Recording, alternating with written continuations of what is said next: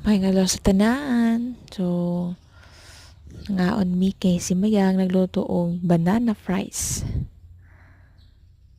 Kaya nag-crave na siya. Gikan na siya nag-fasting. So, kaya gusto ko siya magluto og saging. So, nagluto siya.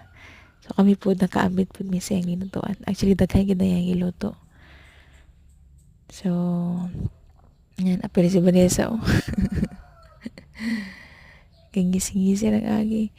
Diha nga time po. Kamera po na upat natulog di sa balay kaya wala ko kauban.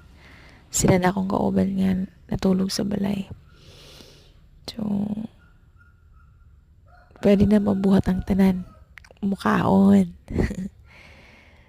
Yung bata, oh. Sige, tubig. Nabi kayo nga pagkaluto niya. Actually, daghan gina siya niya ang uban kinapagod.